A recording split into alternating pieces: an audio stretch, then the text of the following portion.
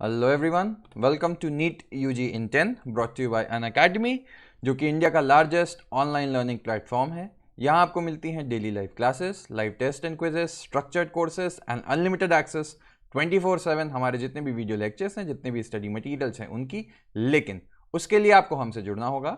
अन academy learning app download करिए Google play store पे जाके या फिर iOS ऐप स्टोर पे जाके, एंड देन आपको लेना होगा हमारा नीट यूजी का पेड सब्सक्रिप्शन हमारे सारे फीचर्स अवेल करने के लिए फुल्ली। तो इसके लिए भी कई ऑप्शंस आपके पास अवेलेबल हैं 1, 3, 6, 12, 24।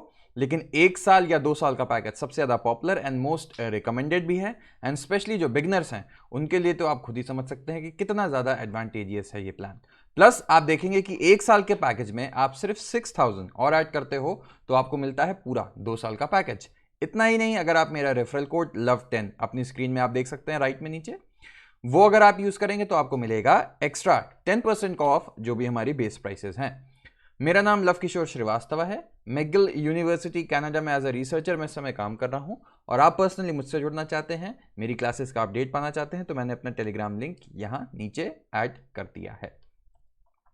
तो अब लास्ट टाइम हमने बात की थी मेंडल ने क्या क्या चीजें की थी जो एडवांटेजियस रही, उनके लॉज ऑफ इनहेरिटेंस क्या था। एक एक लॉ जो है वो डिटेल में हम आगे पढ़ेंगे, तो ये मत सोचिएगा कि वो मैंने स्किप कर दिया।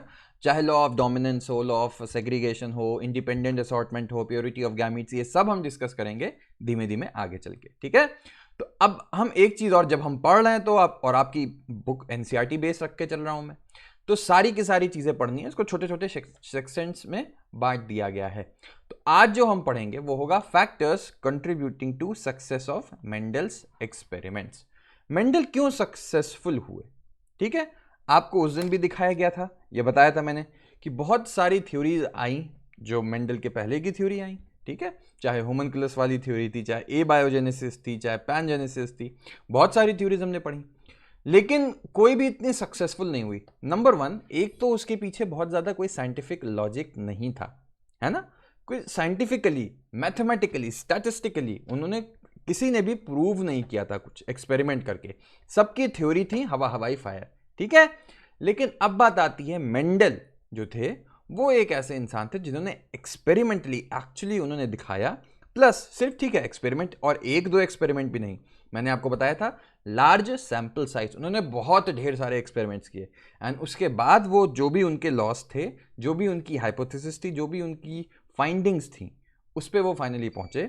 तो उनको बैक करने के लिए एक तो आपने देखा था कि बहुत बड़ी सैंपल साइज थी, ठीक है, प्लस उन्होंने मैथमेटिक्स भी लगाई थी, स्टैटिस्टिकल एनालिसिस भी लगाई थी, जो और हेल्प करता चला गया। हाँ, इस चीज में मैंने आपको बताया था कि हेल्प तो उसने की थी, लेकिन उसके साथ साथ उसके डिसएडवांटेजेस भी थे, क्योंकि उस समय के जो बायोलॉजिस्ट थे वो बायोलॉजी में मैथमेटिक्स और स्टैटिस्टिक्स ये नहीं डालना चाहते थे, लेकिन मेंडल ने दोनों को कंबाइन कर दिया।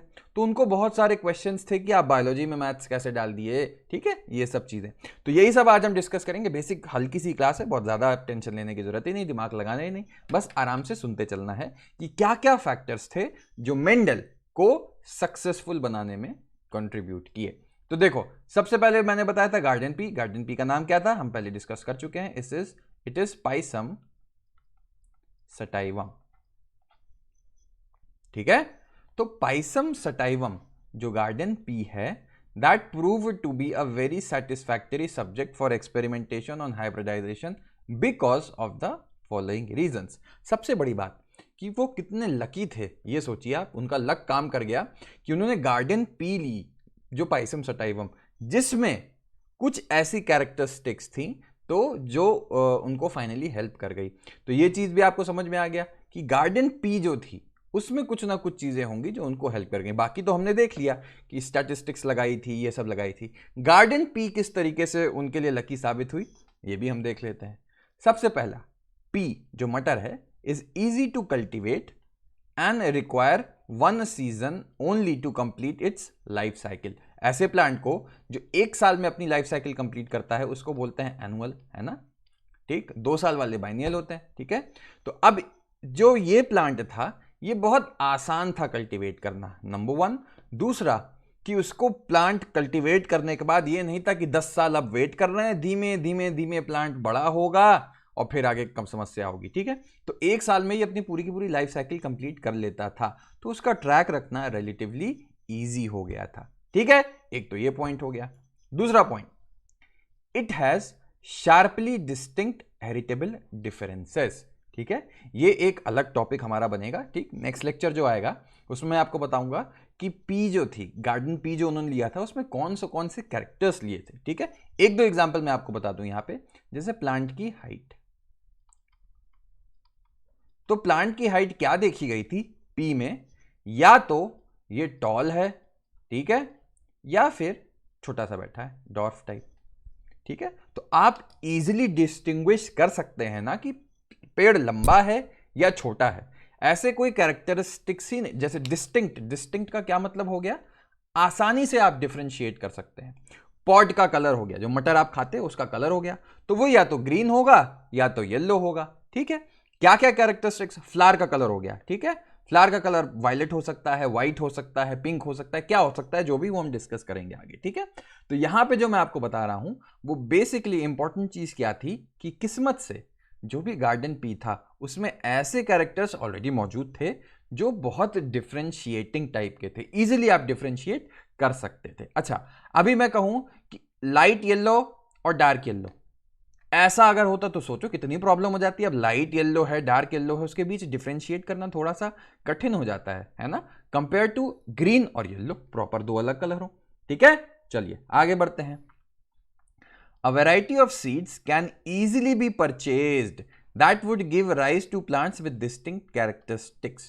मटर जो थी, जब मटर उस समय भी मौजूद थी, मटर हमेशा से हर कंट्री में, मैं आपको कनाडा से बात कर रहा हूँ, यहाँ पे भी मटर खाई जाती है। ठीक है, बहुत ढेर सारी मटर मिलती है, इंडिया में भी खाई जाती है, हर जगह मटर मिलती है।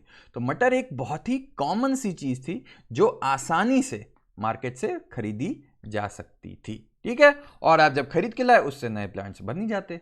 ठीक है, तो ये चीजें हमने ध्यान दी। और देखते हैं, in pea reproduction pattern of attachment of petals in flower is closed. क्या मतलब हुआ इसका, petals are located very close to each other.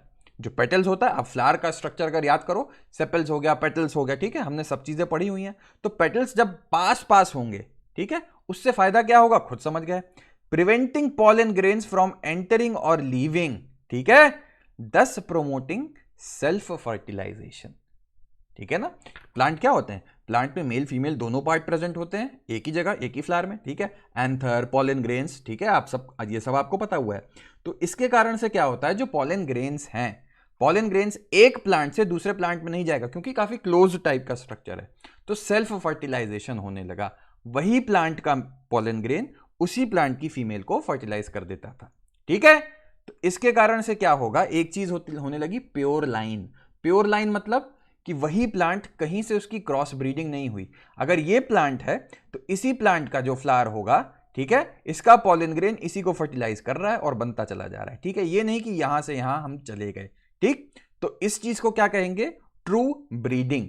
जब एक ही प्योर लाइन चलती आ रही हो, एक ही प्लांट आपस में सेल्फ फर्टिलाइज करता जा रहा हो, कोई क्रॉसिंग नहीं हो रही हो, किसी से मिक्स नहीं हो रहा हो। ठीक है, तो ऐसी चीज को क्या बोलेंगे, ये मैंने आपको बता दिया, ट्रू ब्रीडिंग। याद रखना इसको, इस चीज को ट्रू ब्रीडिंग याद रखना। ठीक है, अब बात आती है कि इतनी चीजें तो हमने जान ली, अब और डिटेल में कि क्या क्या और प्लांट की कैरेक्टरिस्टिक्स, पी जो पी लिया था उन्होंने, ये एग्जाम में क्वेश्चन बना हुआ है कि कौन कौन सी कैरेक्टरिस्टिक्स ली थी उन्होंने, कौन कौन सी नहीं ली थी। ठीक है, तो नेक्स्ट लेक्चर में वो डिस्कस करेंगे। आई होप कि एक बेसिक आइडिया आपको लग गया होगा मेंटल क्यों सक्सेसफुल हुए। ठीक है, तो ये पॉइंट्स ध्यान रखना, छोटा सा टॉपिक था। मिलते हैं नेक्स्ट वीडियो में, तब तक के लिए वीडियो को लाइक करो, सब्सक्राइब करो। Love10 मेरा जो कोड है उसको यूज करके अनअकैडमी से आप जुड़ सकते हैं। पर्सनली मुझसे जुड़ना है, मेरी क्लासेस का अपडेट पाना है, तो मैंने अपना टेलीग्राम लिंक नीचे ऐड कर दिया है, वहां आके आप मेरी सारी क्लासेस का अपडेट इजीली पा सकते हैं। तो थैंक यू लेक्चर सुनने के लिए, मिलते हैं नेक्स्ट लेक्चर में।